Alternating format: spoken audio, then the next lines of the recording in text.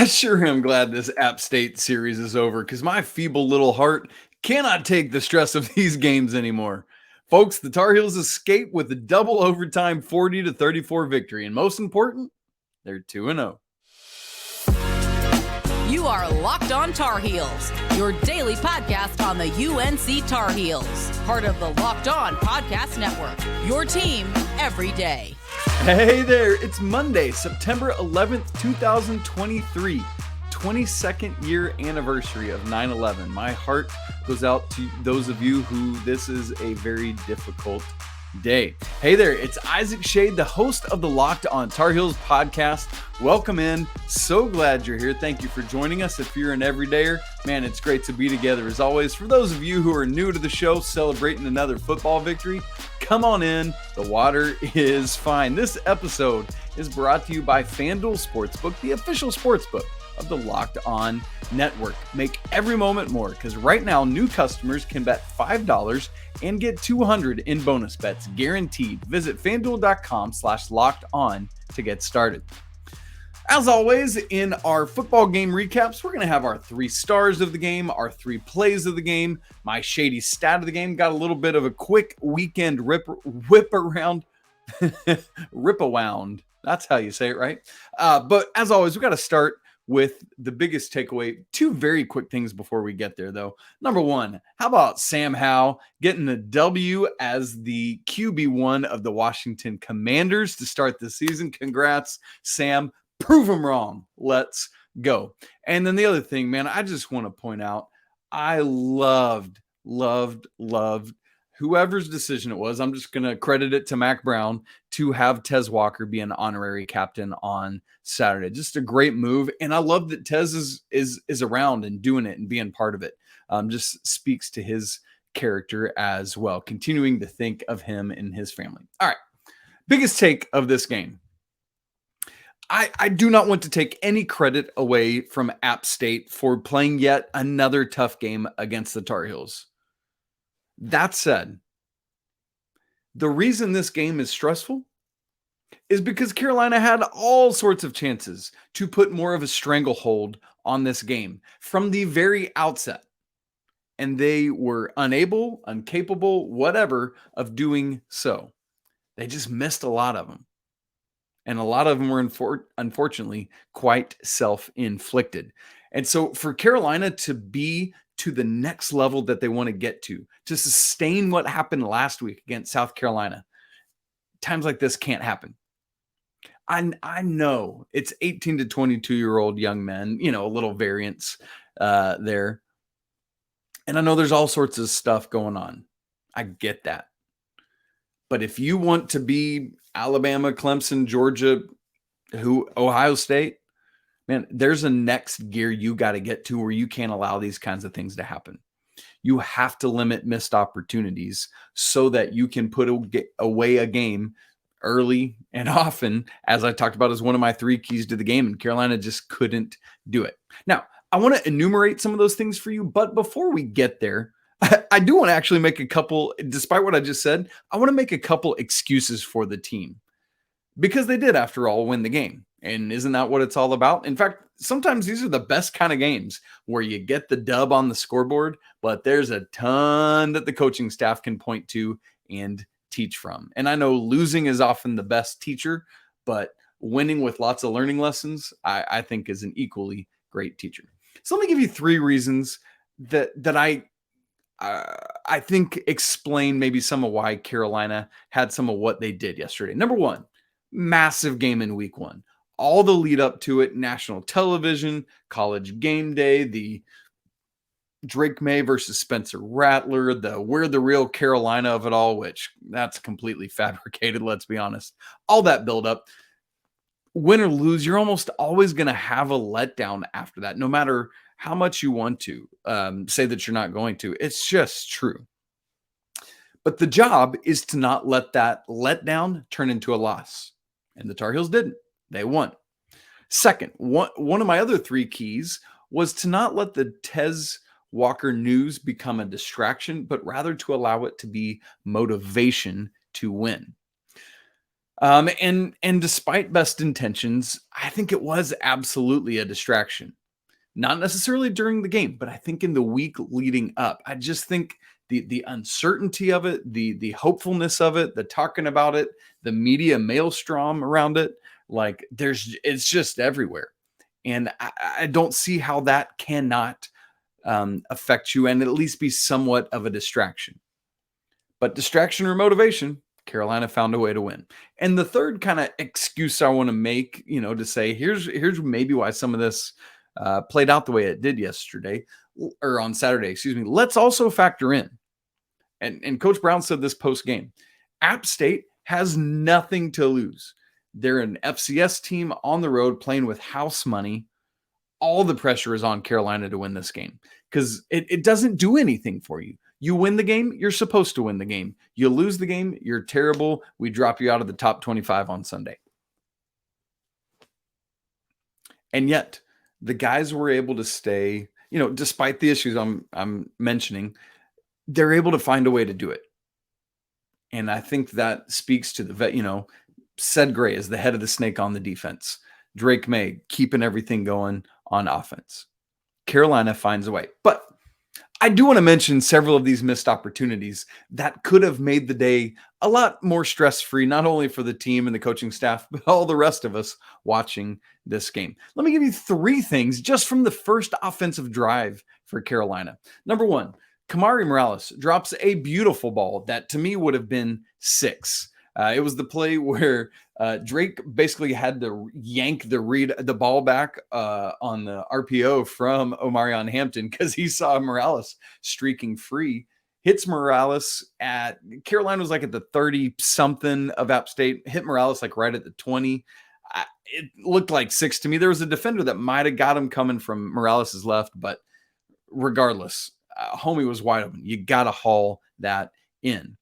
It's a whole different tenor to this ball game if you score right out of the gate and say, foot down, let's drive, right? I think it was the next play. JJ Jones, it's third and like 4. JJ catches the ball, has a first down, but trying to get some yak yards after the catch, steps back behind the sticks, makes it 4th and 1. Dude, just go down. You have to know where the sticks are. And if it's like clear and obvious, I can get some more yardage, go do it. If not, go down, take your first down and live to fight another day. Because the problem is on that 4th and 1, the very next play, Carolina inexplicably goes Wildcat, which never in the history of mankind has ever worked. I know Wildcat works sometimes. It just feels that way. Why are you taking the ball out of Drake Maye's hands on that play? Whether it's him using his feet, making a good read, letting Omarion Hampton come from the running back spot where he, goes on to have a monster day. I just don't get that. Use your ACC player of the year to get you a first down there. So you don't pick up that first down. The drive stalls out. So instead of 3 points or 7 points, it immediately gives the ball back to App State and immediately gives them more life. Literally, the next drive for Carolina, 3rd and 1 at midfield. Again, they go Wildcat. And of course, again, it doesn't work and they have to punt. So 2 opportunities to go get points. You don't get either of them. The ensuing App State possession, here's another mistake. Starts at the Carolina 5. Great punt from Ben Kiernan. Heels get App State to a 3rd and 12.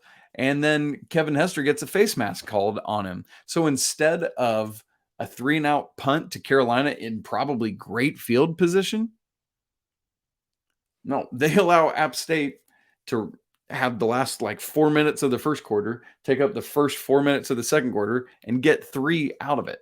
So instead of getting the ball back, no, it's now 3-0 App State because of a face mask. And listen, all App State's trying to do at that point is just clear some space so they can punt. And also, Seth Gray is literally right there. As soon as the face mask happens, you see Gray come into your picture and just wrap up. Boom, there's your tackle right there. You have to know you've got somebody that's going to get this dude down in less than 12 yards. That's another mistake. Gainer's holding penalty. Carolina is driving to put the game away in the fourth quarter. They had just scored to make it 27-24 and then got a 3 and out. Now they're up 3 points. It's a 3rd and 11, 5:22 to go, ball on Carolina's own 43. You're feeling pretty good. Like, hey, if we can pick up this first down, we can run this clock way, way, way down, hopefully get a touchdown and make this a 2-possession game. Keep riding Hampton, whatever it is. So great catch from Bryson Nesbitt, an opportunity to get some yak, which he does, gets the first down. And unfortunately, there's a hold on Corey Gaynor. So instead of a first down and the ability to burn multiple more minutes, Drake Maye can't pick up the first down on the next play. Carolina has to punt, and App State eventually on that drive goes and ties the game. And then we know what happens from there, which is the missed field goal at the end of regulation. I mean, you just have to make this. That was the struggle for Carolina down the stretch last year. Inability to put a game away with field goals. And that's why Ryan Coe's here. And I mean, you just got to hit those, which, by the way, it was a bad beat. The over-under at FanDuel was 58.5 points. At that point, the game was 27-all, which is 54. So you got the under. If Ryan Coe hits that, the game ends total of 57. But instead, it's going to overtime. And the only way it stays in an under right now is if the first team doesn't score or gets a field goal, and the second team either doesn't score or gets a field goal. That ain't happening. You're not just getting one field goal out of OT. So bad beat there for everyone who had the under. You hate to see it. Here's the deal, though. And the defense, just unlucky breaks, man. And they had multiple. There were like 9 quarterback hurries, I think, and just couldn't get them down. It was so close. So close. And a lot of that is because Carolina wasn't blitzing as much as they did against South Carolina. But hey, here's the deal. I say all this and say you got to get better in these. But once again, let me reiterate. It is good to get a W on the board. It's good to get a close win early. Get that out of the way. Get that close game pressure out. You know you can do it. You know you can bond together and get a win. So next week, hold serve against Minnesota and then roll into ACC play and just start doing work. But again, you have to take advantage of the moments that win football games. All right, coming up next, it's our 3 stars of the game. I bet you can easily guess who at least one of them is, the dude that ran over all of App State on Saturday night. We'll talk about that in just a second.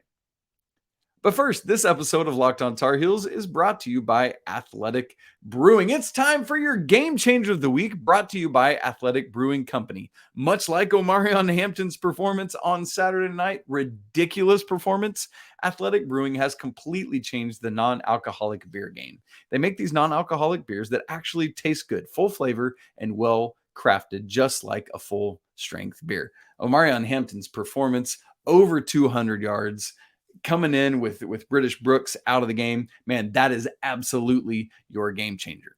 So you can find Athletic Brewing Company's non-alcoholic brews at a store near you or buy online at athleticbrewing.com. First-time customers can use code LOCKEDON to get 15% off your first online order. Again, that's code LOCKEDON at checkout for 15% off at athleticbrewing.com. Near beer, exclusions and conditions apply. Athletic Brewing Company, fit for all times. Want to remind you to make sure to check out Locked On College Football Kickoff Live coming up on Friday around lunchtime, 11 a.m. to 1 p.m. Eastern, here on Locked On Tar Heels or any other Locked On College YouTube page. All the great action and preparation for you ahead of next weekend. Make sure you check it out. Locked On College Football Kickoff Live, 11 a.m. to 1 p.m. Eastern, coming up this Friday. All right, our 3 stars of the game. Let's not bury the lead here. Omarion Hampton is a dude. 8 for 126 with about 6 minutes to go in the second quarter. He was already sitting there. This dude winds up with an absolute ridiculous game. He's one of those players where you have to send multiple defenders at him to get him down. I mean, it's just absolutely insane and so fun to watch. He finishes up with 26 rushes for 236 yards, 3 touchdowns with, I mean, it's just absurd. Also, let's not forget he had a 1 reception for 10 yards there. So Omarion Hampton, just an gosh, what a performance. That was super fun to watch. I was getting nervous with it because the rush he had right before the end of regulation put him over 200. But then App State ended up getting called for like 87 men on the field. And so the penalty negated those yards and he went back under 200. So maybe that was the one good thing about Ryan go missing, was it gave Omarion the opportunity to go back up over 200. Pretty funny stuff there. Anyway, Omarion Hampton is a freight train and I love it. And we want to get British back soon because you love him. You love what he brings to the team. But I think Hampton's your bell cow, folks. Number 2 of our 3 stars, Alijah Huzzie. Dang, son. This is such a great pickup. Last week after the DeAndre Boykins news came out, Huzzie had to go play that star position, the nickelback, instead of his more dominant, more accustomed to cornerback position. And that's not the ideal. He just doesn't have many, if any, reps there really. But I love seeing him get the start back at cornerback this week, which allowed DJ Jones to start at star. Super cool to see him after his switch get over there. But Alijah Huzzie, just changing. Like here's the way to say it. I trust him in the secondary, and I just never felt that last year with, due respect to Tony and Storm and others, Tony Grimes and Storm Duck. Like, it's just different. If you're going to Alijah Huzzie, I feel good about it. Great example is App State's possession in the second overtime. First down. For some reason, they throw at Alijah Huzzie. He's in great position, almost picks it off to end the game right then and there. Second down, Cedric Gray gets a stop on a run. But then third down, they get some who was it? Power Eccles almost got to Aguilar. Great hustle there. But Aguilar gets it off. And it's looking like his receiver is going to have some open field to be able to get a first down, but he cannot shake Alijah Huzzie, who makes a beautiful, beautiful open field tackle to bring up fourth down there. And yeah, obviously they're going to go for it because Carolina's already scored a touchdown, but still it's like, that was close and felt good. And then fourth down, App inexplicably again goes at Alijah Huzzie. Little more contact than you'd like to see there. It goes uncalled. And ball game. But 3 of those 4 downs in that final sequence for App State, Alijah Huzzie is right there in the mix, either nearly getting a pick and, if nothing else, completely shielding the receiver in that position. Great open field tackle to force fourth down, and then just right there on the final play of the game. So hopefully Carolina will still keep him out on the edge on the corner. And whether it's DJ Jones or somebody in there at nickelback, but love to see it. And then here's my third star of the game. And this is you're going to hear this and think like, huh? It's Drake Maye. And here's why. Drake Maye, 21 for 30, 208 yards, 0 passing touchdowns, 0 interceptions, sacked twice, rushed 11 times for 68 yards, although a couple sacks nets him 57 yards, whatever with the NCAA's silly record keeping on those things. But here's why Drake Maye is one of our 3 players of the game, one of our 3 stars. 2 games in, he does not have electric numbers. They're not Heisman level numbers. He's got a new offensive coordinator that I like a lot of what Chip Lindsey's doing. There's a couple quibbles I would have, like those wildcat plays.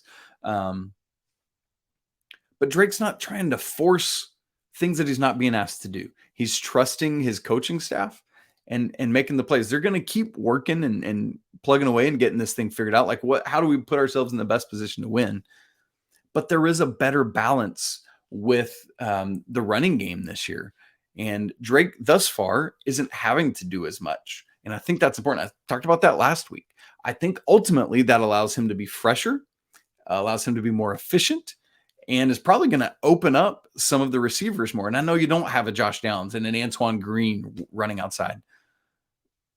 And I know the tight ends have to step up more than they did on Saturday. I don't know, John Copenhaver's got to banged up, whatever. But I just love that Drake isn't saying like, hey, I'm a projected top end of the first round guy. I'm a projected Heisman candidate.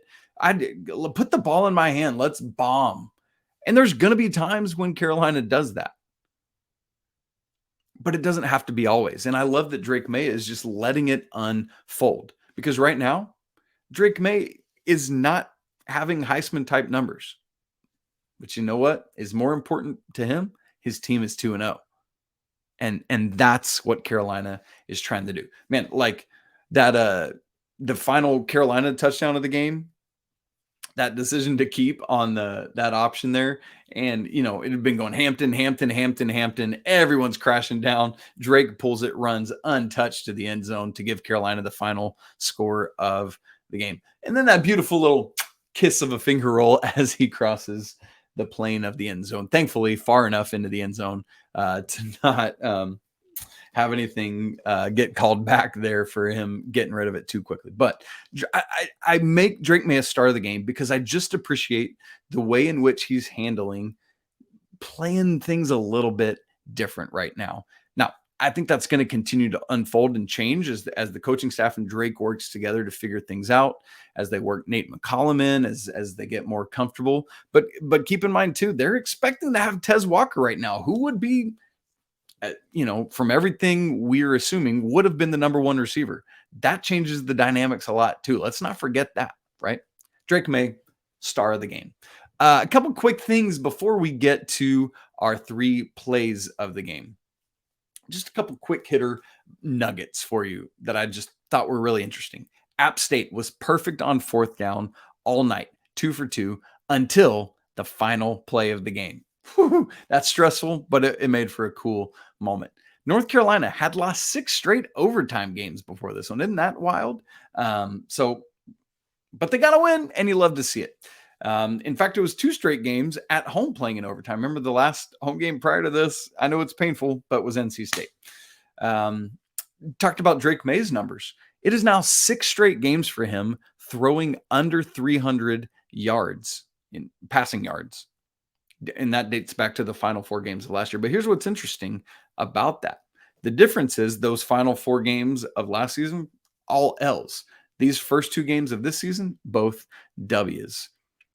But not only is it the last 6 games all under 300 yards, 3 of those 6 have been under 210 passing yards for Drake, somewhere between 200 to 210.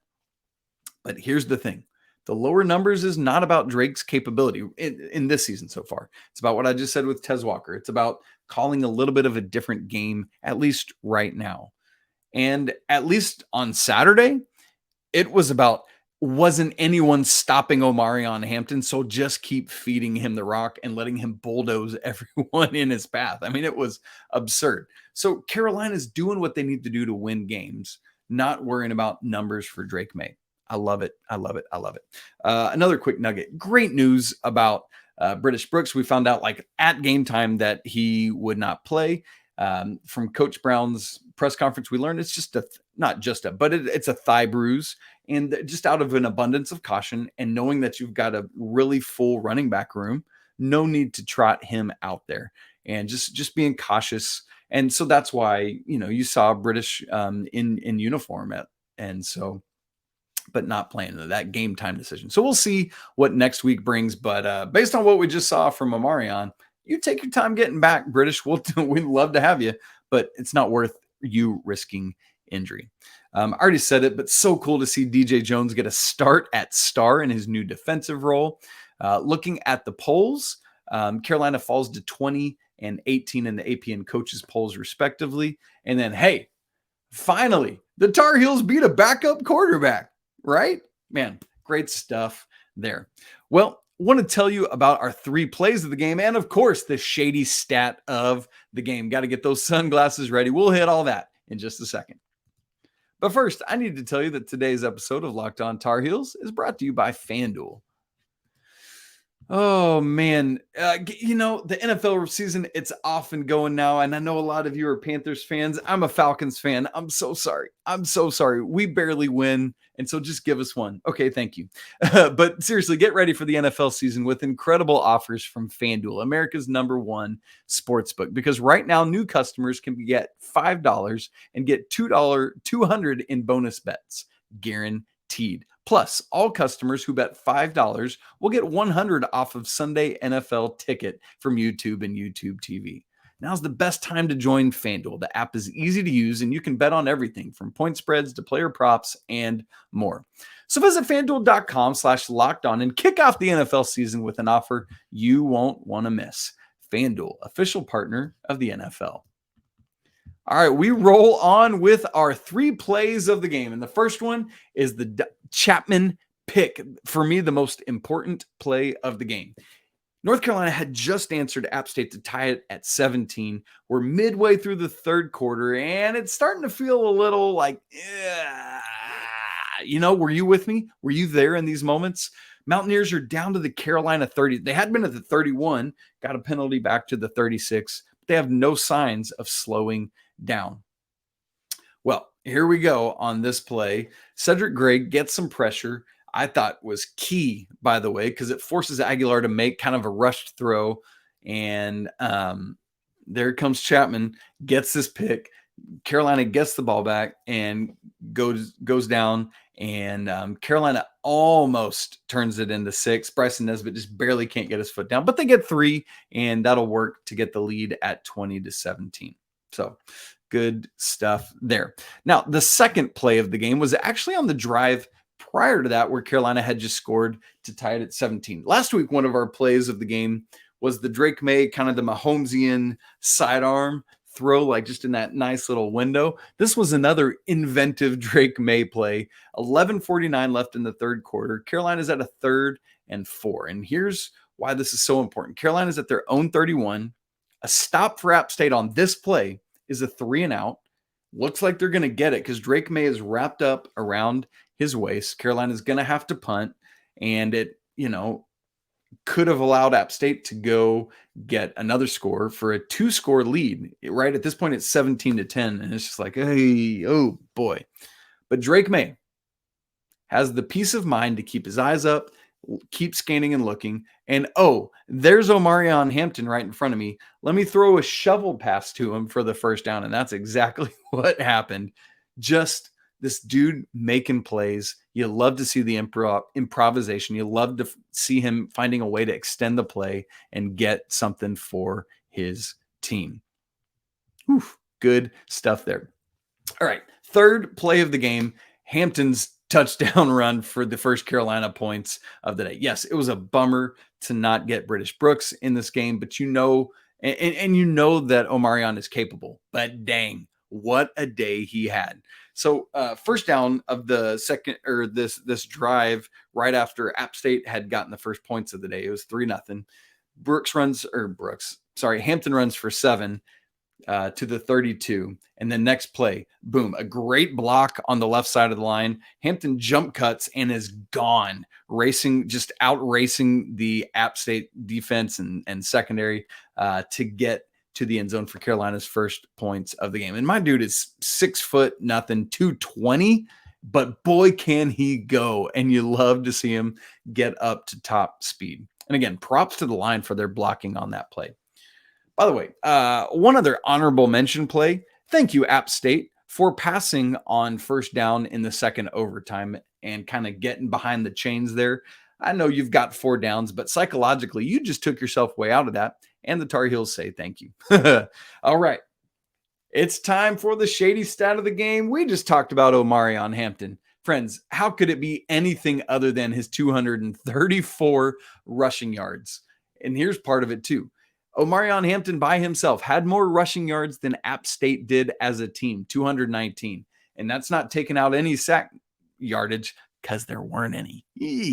And then not only was it more than App State, he had more rushing yards than Drake Maye had passing yards. He had 234 to Drake's 208 passing yards. So it was the most single game rushing yards for a Tar Heel since, you can probably guess it, 2 guys in one game. Yes, going back to the 2020 regular season finale where both Javonte Williams and Michael Carter had more rushing yards than this. Carter had 308, Williams had 236, just barely passing the 234 that Omarion Hampton had on Saturday. Quick whip around the rest of Tar Heel athletics to catch you up to other things that were happening over the weekend. As a reminder, none of the rest of this was on campus, so you're going to take any wins you can get. Women's soccer tied at number 12 Alabama, 1 apiece on Sunday. Anson Dorrance and his squad just keep going anywhere and everywhere to play all the best teams in the land, and you love to see it. Men's soccer also got a tie. They tied at Virginia Tech, also won all on Friday. Field hockey won at Old Dominion on Sunday, 2-1.